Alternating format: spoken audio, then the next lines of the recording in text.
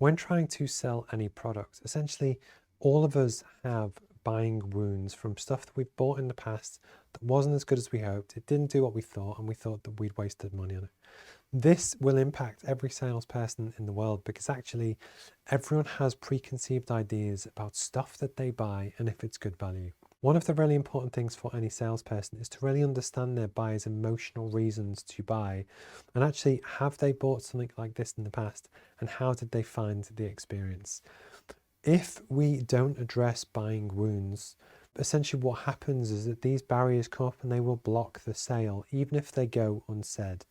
So if someone just has a raw gut feeling that cars made in Ukraine aren't very good, if you try and sell them cars made in a certain area, they will inherently not buy unless you can overcome the fear and the doubts that people have and prove that actually cars made in Ukraine are the best cars in the world, and these are the reasons why. For sales, overcoming buying wounds is really important because essentially these are often objections that go unsaid, which will scupper and hamper a lot of sales.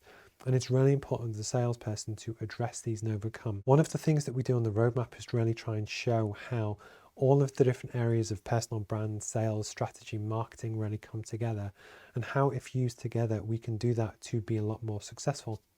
So actually for your customers, if there are common objections or things that people believe, which could be wrong, but they're common assumptions in the market, actually rather than wait and address these as part of the sales presentation, if you're clever, actually address them and use them in your marketing, your branding right at the start of the process. Because what we want to do is help raise awareness of your product, but actually build consideration that people actually want to buy it, that they think it's good.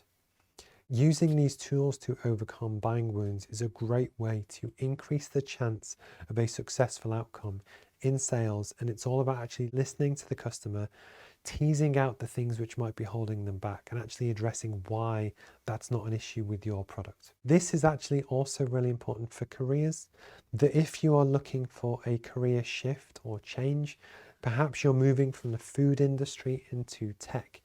If you are looking to interview with someone that basically might have had a bad experience hiring someone from the food industry before, the topic doesn't matter, but you get my idea.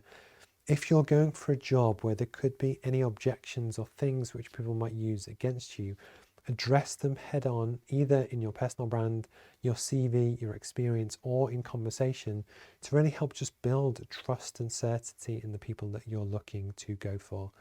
One of the ones earlier on in my career is that I was fortunate enough to be offered a managing director job at 33.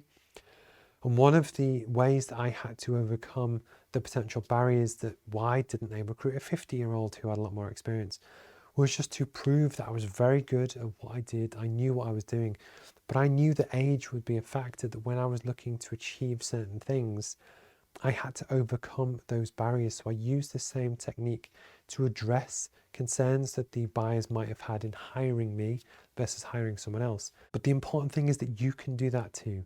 So if you want to get a career in tech through your personal brand and in conversation, never be afraid to address these things. In the interview, say, you might wonder why someone wants to move from food into tech. Well, actually, this is why, using because again.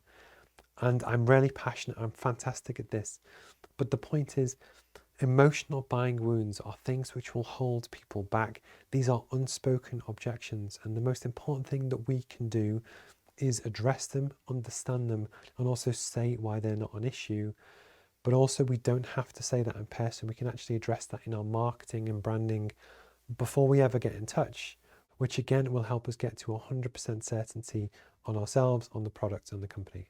So I hope this explains the concept of emotional buying wounds. These are things which will hold back the sale, and it's our job to tease them out, to really understand them, but actually address them head on and actually convince the buyer why they will not be an issue in this case and actually why they should complete the sale.